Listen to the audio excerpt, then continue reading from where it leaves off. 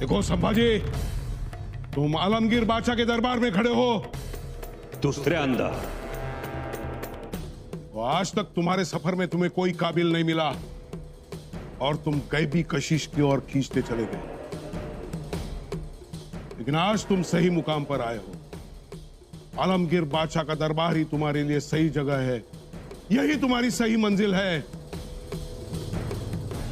फिलहाल पहले तुम कदमबोशी करो और जमीन पर नाक रगड़कर कुर्निसात करो।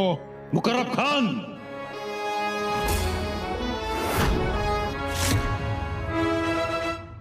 काय म्हणालास?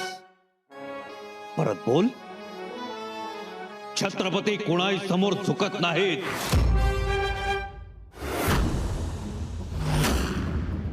आणि दुसरी गोष्ट, तमीज शिकून घे. आम्ही छत्रपती आहोत, रयतेचे राजे आहोत. स्वराज्याच्या छत्रपतींशी बोलताना तमीज राखली जावी. तमीज क्यों? तुम कैदी हो और इस दरबार में कैदी बनकर खड़े हो. दुसऱ्यांदा आणि आम्ही सुटूनही जाऊ शकतो. दुसऱ्यांदा उस वक्त मुकर्रब खान नहीं था, लेकिन आज इस दरबार में मुकर्रब खान मौजूद है. तुम भाग नहीं सकते. कुर्निसात करो. कुर्निसात नाही, नहीं, कधीच नाही. मैं तुम्हारी खाल खींच लूंगा. हिम्मत आहे तेवढी?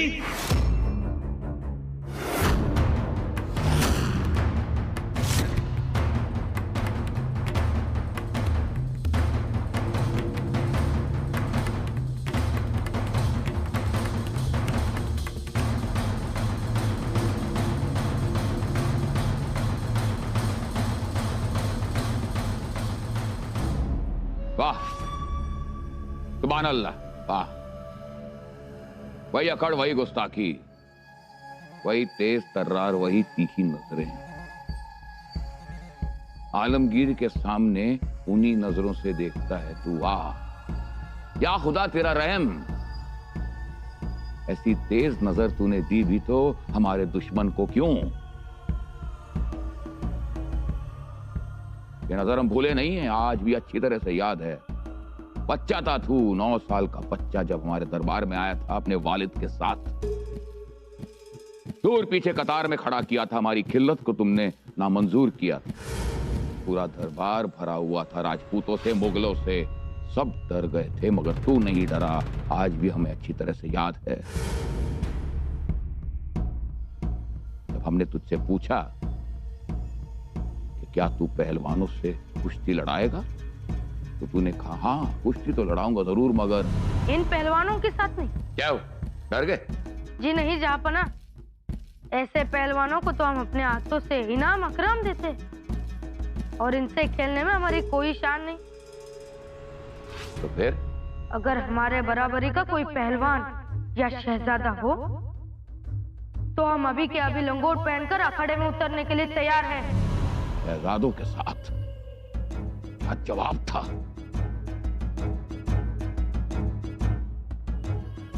फिर 11 साल की उम्र में तुम गुजरात गए. वहां पर भी तुमने अपने शमशेर का जलवा दिखाया. मुगलिया सल्तनत के खिलाफ लड़ने वाले कोली राजा की बगावत तुमने खत्म की. हम बहुत खुश हुए. हम चाहते थे कि तुम मुगलिया सल्तनत में सरदार बनो. नहीं, तुमने इसे भी ठुकराया. तुम बाप और बेटे ने हमें बहुत तकलीफ दी है. हम भूले नहीं. कैसे आगरा से तुम दोनों हमारी गिरफ्त के बावजूद सही सलामत भाग निकले. जाने दो पिटारा.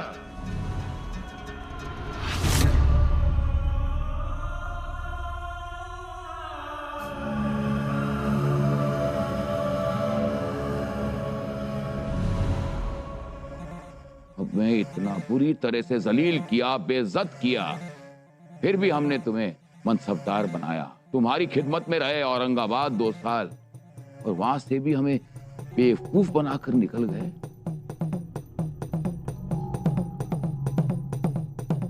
तुम्हारा वालिद और तुम बाप बेटों ने हमारे प्यार, हमारी इज्जत और हमारी मोहब्बत को हमेशा ठुकराया। तुम बाप बेटे ने हमें बहुत तकलीफ दी है। हमने कितनी दौलत लुटाई है तुम्हें पकड़ने की, क्या कुछ नहीं किया।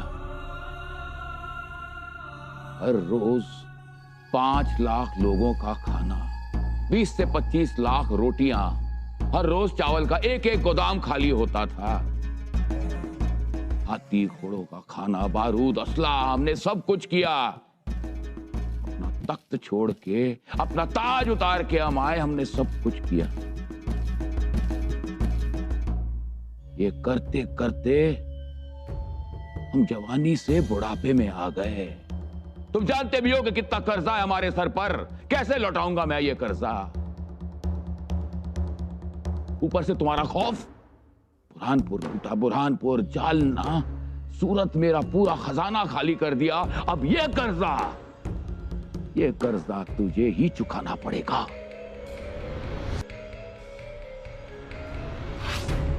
अगर हम चाहें तो इसी वक्त तुम्हारी गर्दन कलम कर सकते हैं, मगर नहीं। तुम आलमगीर औरंगजेब है। दोबारा तुम्हें एक मौका देते हैं।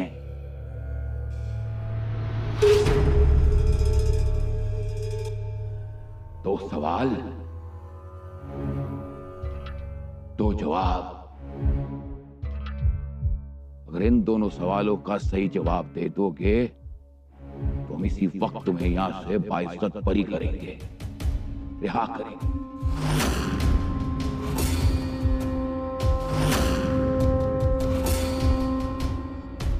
पहला सवाल, तुमने तुम्हारा यह इतना बड़ा खजाना कहां पर छुपा के रखा?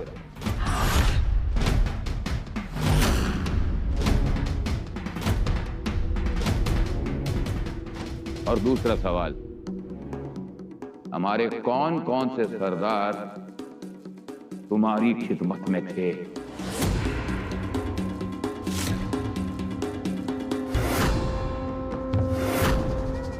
देखो, इन दो सवालों के जवाब दे दो और आराम की जिंदगी जियो। उसके बाद चलो हमारे साथ दिल्ली। भूल जाओ तुम्हारा दक्कन, तुम्हारा स्वराज और तुम्हारा छत्रपति होना, क्योंकि आज से ना तो तुम राजा हो और ना छत्रपति। करो कुर्निश। मुकर्रब खान ने अभी तुमसे कहा ना, करो कुर्निश, करो कदम बोसी।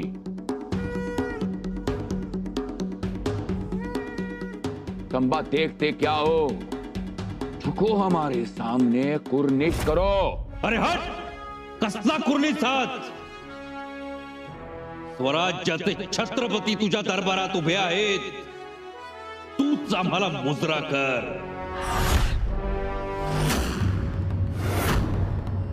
तंबा, संभा नाही, संभाजी, छत्रपती संभाजी। खामोश। खबरदार। काफर, तुम्हारी इतनी हिम्मत! मैं अभी मुकर्रब नहीं। तंबा, आखिरी मौका देता हूं, जवाब दो। कहां छुपा रखा है तुमने स्वराज का खजाना? खजाना? स्वराज्यासाठी जान कुर्बान करणाऱ्या लाखो मावळ्यांच्या काळजात ठेवलाय खजिना। शेतातून वाहणाऱ्या पाटात, भाज्यांच्या देठात, आया बहिणींच्या निरागस हसण्यात ठेवलाय खजिना। बा, तुझ्या सुरतेचा निम्म्याहून जास्त खजिना शेकडो किल्ल्यांच्या तटाबुरुजात ठेवलाय। तंबा, हमारे मुगलिया फौज से कौन कौन थे जो फितूर थे तुम्हारे साथ?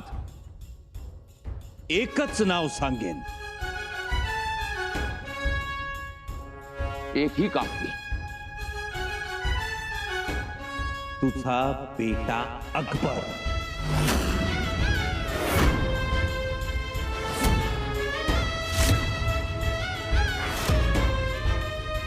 खामोश काफिर, ठीक ठीक जवाब दे वरना तेरे टुकड़े टुकड़े करके जंगली जानवरों के सामने फेंक दूंगा। फेक फेकून बघ, आमचं मांस खाऊन ती जंगली जनावर सुद्धा ईमानदार होतील। या खुदा, देखो मैं तुम्हें मुंह मांगी कीमत दूंगा, तुम्हें 50,000 का मनसबदार बनाऊंगा। काढलास काढलास तुझा लालचचा दाणा गोटा बाहेर, मनसबदारीचे शेळ पाके तुकडे काढलेस बाहेर। बादशाह विसरतोयस तू, तुझ्या भर दरबारात तुझी किल्लत उधळून लावणाऱ्या छत्रपती शिवाजी महाराजांचे पुत्र आहोत आम्ही। आणि देणारा तू कोण? अरे हे सगळं आमचंच आहे। ही जमीन, हे डोंगर, नदी नाले, झाड झुडप सगळं सगळं आमचं आहे। तू कोण लागून गेला देणारा? मुळात तुला बादशाह समजतच नाही आम्ही। ही सल्तनत तुझी नाहीच, तुझं असं काहीच नाही। ही हिंद भूमी तुझी नाही, ती तर प्रभू रामचंद्रांच्या एकवचनानं परिपूर्ण झालेली आहे, भगवान श्री कृष्णाच्या मोरपिसानं रंगलेली आहे, गंगामाईच्या पाण्यानं पवित्र झाली आहे। काफिर बस कर। शिवशंकराच्या डमरूनं ती रोमांचित झाली आहे। हिमालयानं तिला शुभ्र धवल बनवलंय, लक्ष्मीनं तिला लावण्य दिलंय, उमा पार्वतीनं तिला जगदंब स्वरूप दिलंय,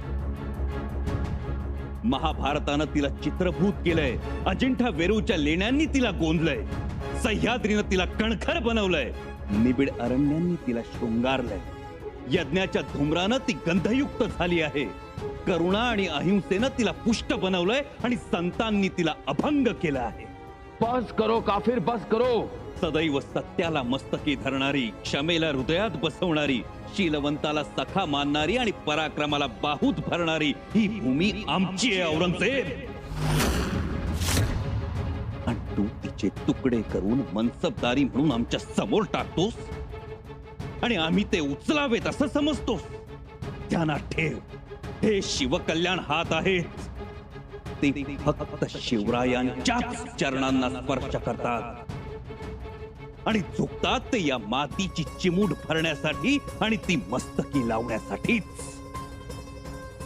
त्यामुळे या झुकण्या झुकवण्याच्या गोष्टीत आपला वक्त बर्बाद करू नकोस।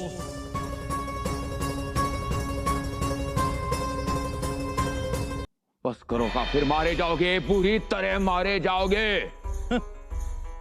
हा तर तुझा हातखंडा खेळ आहे औरंगजेब। तसा तू फक्त म्हणायला बादशाह, पण पारध्यांनी सुद्धा तुला घाबरावं आणि जल्लादांनी तुला गुरु मानावं ही तुझी महती। जबान को लगाम दे काफिर। का बापाची याद आली की त्याला त्या जहर माखल्या तेलानं मालिश केलं जात होतं ते तेल आठवलं, की त्याला मालिश करणारा तो ताबीब आठवला, की बापाचं त्या विषारी तेलानं उकललेलं शरीर आठवलं तुला, की सख्या भावांच्या किंकाळ्या कानी ऐकू आल्या, की त्यांच्या बायका मुलांचे चित्कार ऐकू आले, की रक्ताचे ओघळ दिसले, की इमानी दिलेर खानाला प्यायला दिलेली विषाची कुपी याद आली।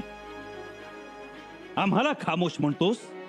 अरे बादशाह, तुझ्या पोटची लेक झेबुन्निसा काय म्हणते माहितीये तुझ्याबद्दल? तुझ्या अत्याचारामुळे वाहणाऱ्या अश्राप आसवांचा पूर असाच वाहू दिला तर या हिंद मध्ये एक नवी नदी तयार करेन मी।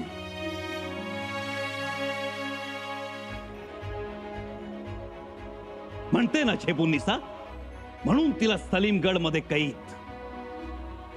गेली 10 वर्ष ती कैदेत खितपत पडलीये। स्वतःच्या लेकीला बक्षलं नाहीस तू तर आम्ही कोण? बस संभा, बस। ठीक ठीक जवाब दो वरना मारे जाओगे। नाही देणार जवाब। खजिना कुठं ठेवलाय ते तुझं तुलाच शोधावं लागेल। सारा दक्कन मैं तहस नहस कर दूंगा, सब कुछ जला दूंगा, मगर वो खजाना ढूंढ के रहूंगा। तरी सुद्धा हा मुलूक तुझ्या हाती लागणार नाही। हम तुम्हें इसी वक्त मौत देंगे। त्याने आम्ही मरू असं वाटलं तुला? अरे हा संभाजी मेला तरी स्वराज्याच्या प्रत्येक घराच्या आड्याखाली एक नवा संभाजी जन्म घेईल. बस कर काफिर, बस कर, बस कर. अरे आका, मुझे हुक्म दो, मैं अब भी काफर की गर्दन उतार के रखता हूं. काफर नाही मुकर्रब, छत्रपती. छत्रपती म्हण. आणि छत्रपती कधी मरत नसतो, तो अमर आहे.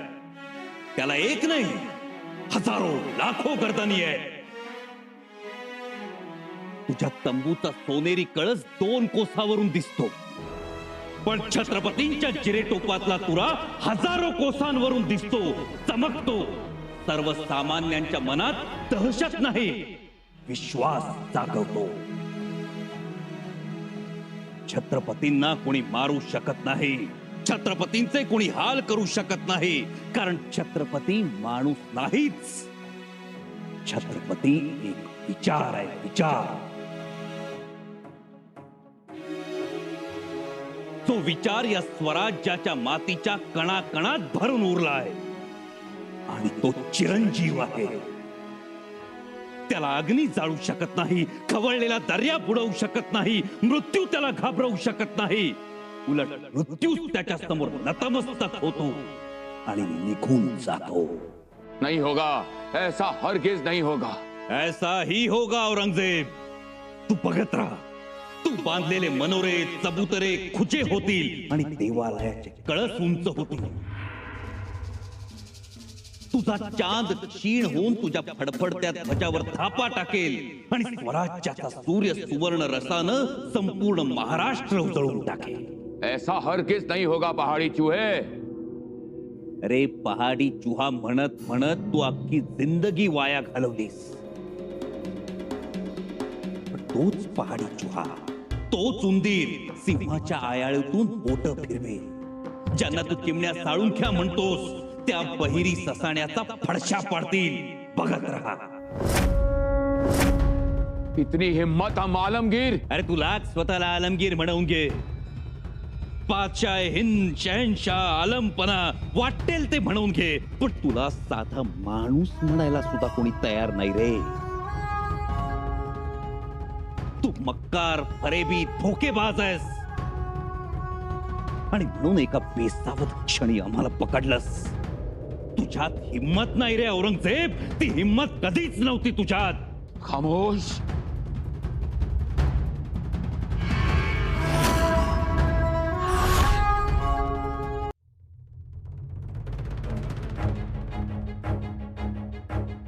यह काफिर पागल हो गया है. पागल? अरे तुझ्यात तरी कुठं शहाणपणा आहे. तो असता तर स्वतःची अशी बर्बादी करून घेतलीच नसतीस. संभाजी. संभाजी नाही, छत्रपती संभाजी राजे म्हणायचं. ये हिम्मत यहाँ पर गिरफ्तार होने के बावजूद. गिरफ्तार तर तू झालायस औरंगजेब. आता या सह्याद्रीतून बाहेर पडून दाखव. हम जाएंगे जरूर, मगर तुम्हें मारने के बाद. अरे आम्हाला मारशील, सहज मारशील, पण तुला तुझी खणलेली कबर दिसत नाहीये. आमचे मावळे तुला याच मातीत गाडल्याशिवाय राहणार नाहीत. संभाजी. औरंगजेब.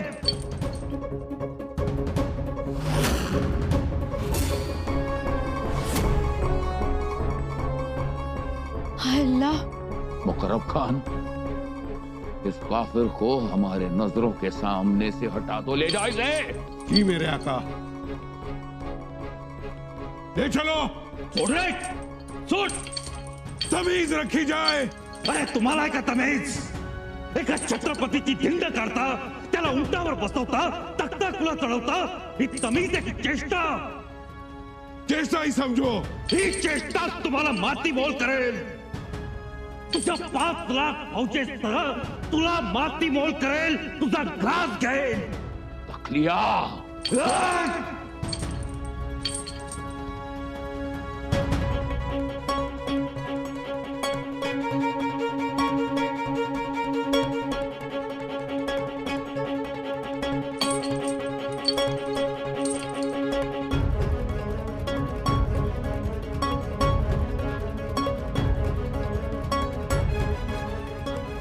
तखलिया.